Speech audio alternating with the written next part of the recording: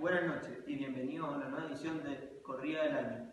Hoy vamos a discutir el tema del expresionismo italiano y para analizar esto nos acompañan dos especialistas.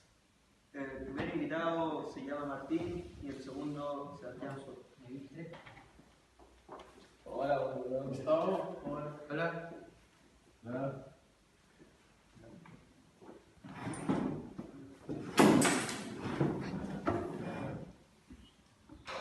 Hola, buenas noches. Para ponernos en el contexto del expresionismo y que todos entiendan, vamos a empezar con la pregunta de cuáles fueron los antecedentes de Italia antes del gobierno de Mussolini. Bueno, podríamos decir que para empezar esta pregunta yo creo que lo más conveniente o el antecedente que más se nota antes de todo esto es la Primera Guerra Mundial. Para Italia esto fue internamente o más específicamente contra Alemania y Austria. Incluso ellos sucumbieron en la batalla de Caporetto en 1917, que fue una crisis, porque Austria logró romper las líneas italianas y eso, aparte de todo, más que nada le quitó territorio que se estaba disputando y territorio que era parte de ellos. Entonces al final la participación de Italia en la Gran Guerra se terminó en ese momento. Bueno, la verdad, Martín, es que te faltó agregar que muchos soldados huyeron debido a la crisis de Caporetto, lo que hizo que el mundo se enterara de la debilidad militar que tenía Italia. Bueno, muchas gracias a ambos por su respuesta. Ahora ya teniendo el contexto de esto, ¿quién fue Mussolini y cómo llegó al poder?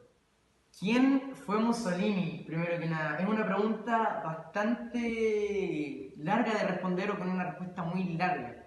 Pero de la raíz voy a partir diciendo que fue un periodista a los 36 años y en ese tiempo, aunque no muchos lo crean porque la historia de Italia es bastante conocida, era un ferviente revolucionario socialista en contra de la guerra, aunque posteriormente la apoyó.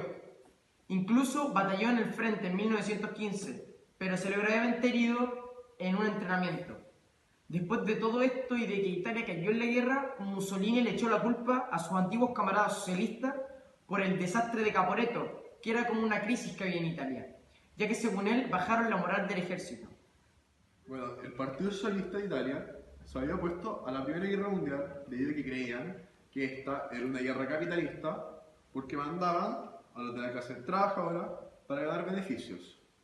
Enemigos de Mussolini eran los socialistas y viceversa.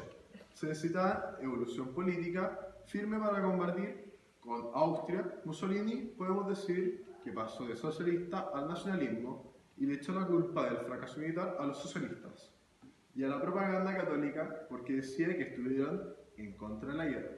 Por eso podríamos también deducir que hubo una pelea interna en Italia de Mussolini contra los socialistas y los católicos. Estuvo muy bien lo que dijiste, pero tengo que decirte que para responder quién fue Mussolini y cómo llegó al poder, no se basa en solo una respuesta, sino que va a tener que ser un procedimiento y un debate para poder llegar a una respuesta en concreto, ya que solamente estamos explayando nuestras visiones. Y para no parafrasear más y poder continuar con el tema, voy a complementar diciendo que hubo una congregación de tropas después de la crisis de Caporetto mediante promesas al pueblo, en las que se establecían trabajos y se regalaban tierras. Eso fortaleció la moral del pueblo mucho y gracias a eso pudieron salir victoriosos en 1918.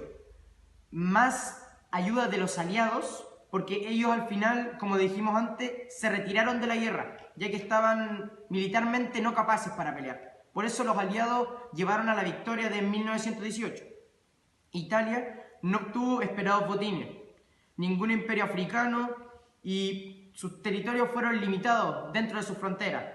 Ahí pasó todo lo contrario, la moral del pueblo bajó y empezó a haber un miedo al comunismo y también una amenaza al bolchevismo. Por eso se generó una mini revolución en donde hubo una pelea entre las clases medias contra el gobierno. Aquí entra Mussolini, que se había cambiado de bando, realizó una reunión el 23 de marzo de 1919 con Roberto Frenazzi. Él era un antiguo soldado y después fue un antiguo ferroviario por la disolución de la guerra. Y unos 200 integrantes más, Fasi Italiani, di Combattiendo, que era un movimiento que consistía en un fuerte nacionalismo fusionado con el socialismo. Este establecía reglas laborales como 8 horas diarias de trabajo, retiro a los 50 años, etc. Y varias cosas por el estilo así. Gabriele Lunozzioi fue un poeta que empezó con la fomentación del fascismo a través de la toma del puesto de Fiume, aunque Fiume fue entregado finalmente a Yugoslavia. Esta fue la inspiración para Mussolini, que adoptó sus trajes negros y apoyó su ataque directo y violencia. Este poeta creó el grupo de los Camisas Negras, que básicamente era un grupo de combate que representaba la muerte. Bueno, para complementar lo que dijo mi socio, yo podría decir que ahora vienen los años rojos, que no son muy importantes y no voy a entrar mucho en detalle, pero voy a decir que empezaron en 1919 y terminaron en 1920.